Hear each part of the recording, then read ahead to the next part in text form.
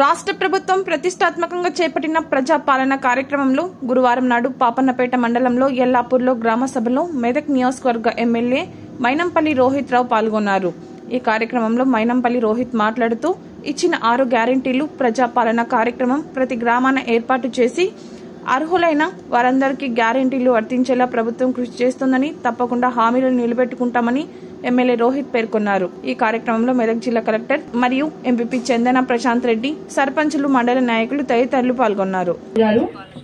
ముందుగా అంటే కొత్తగా ఏర్పడిన గవర్నమెంట్ కి మనం ధన్యవాదాలు తెలుసుకోవాలి.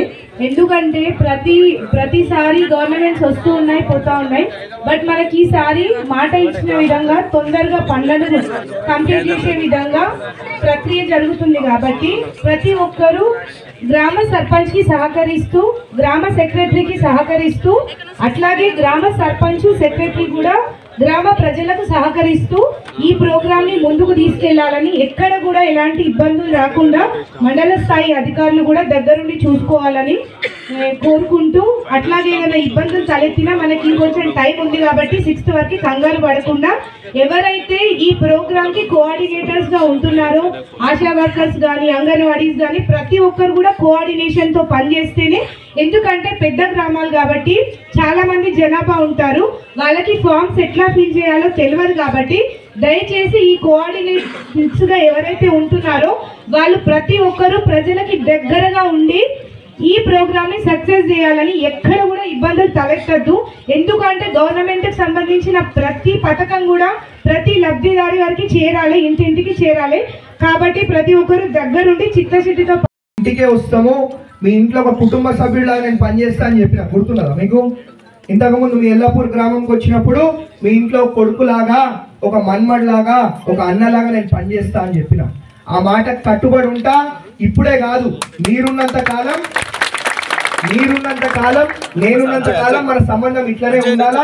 మీ ఇంట్లో ఒక కుటుంబ సభ్యుడిలాగా మీ అందరి కష్టాలలో కూడా మరి పాలు పంచుకుంటూ మరి నేను ముందుకు పోతానని చెప్పి మీ అందరు కూడా మరి మాటిస్తా ఉన్నా.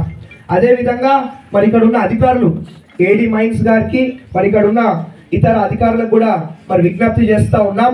మరి మా ప్రజలకి ఏ విధంగా కూడా ఇబ్బంది కాకుండా మీరు అన్ని కూడా దరఖాస్తులు మరి మంచిగా తీసుకొని వాళ్ళ కష్టాలన్నీ కూడా తీర్చే విధంగా మీరు పనిచేయాలని చెప్పి మీ అందరినీ కూడా మరి మనస్ఫూర్తిగా కోరుతా ఉన్నాం. అదే విధంగా ఇదే కాదు తల్లి, మీకు ఏది ఉన్నా, ఏ కష్టం ఉన్నా మరి నేను మీ వెంటుంటా, మీ ఇంట్లో కుటుంబ సభ్యుడిలాగా మరి మీ అందరి కోసం కూడా పనిచేస్తానని చెప్పి మరి మీ అందరు కూడా మాటిస్తా ఉన్నా. మరి ఈ ప్రజాపాలన ప్రోగ్రాం ద్వారా మరి 5 గ్యారెంటీలకి మనం దరఖాస్తులు తీసుకుంటా ఉన్నాం. ఇదే కాదు, మీకు ఇంకా వేరే ఏమన్నా సమస్యలున్నా, కష్టాలున్నా అది కూడా మరి మీరు దరఖాస్తులు ఇవ్వచ్చు. ఆ దరఖాస్తులు అన్ని కూడా తీసుకొని మరి మీ అన్ని సమస్యలు కూడా తీర్చే విధంగా మేము కానీ, మా కలెక్టర్ గారు కానీ అందరు అధికారులకు కూడా మరి పనిచేస్తామని చెప్పి మీ అందరు కూడా మరి మాటిస్తా ఉన్నాం.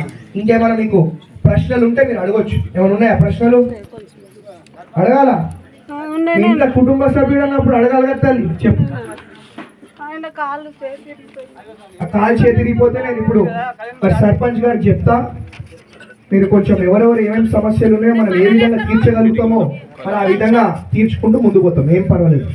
దీనికి ఈ 5 గ్యారెంటీలకు సంబంధించి మాత్రం మీరు ఇప్పుడు దరఖాస్తులు ఇవ్వండి. ఇది అధికారిక ప్రోగ్రాం కదా తల్లి. మళ్ళా నేను ఒకసారి వస్తాం ఈ ఊరికి, వచ్చి మీ అందరితో కూడా మాట్లాడి అన్ని ఏ సమస్యలు ఉన్నా కానీ తీర్చే విధంగా పనిచేస్తాం. కాలా అవన్నీ నేను చూస్తా. ఇప్పుడు ఓన్లీ ఏంటంటే 6 గ్యారెంటీలకు సంబంధించి మీకు ఏమైనా సమస్యలు ఉంటే చెప్పండి, నేను చేస్తాను.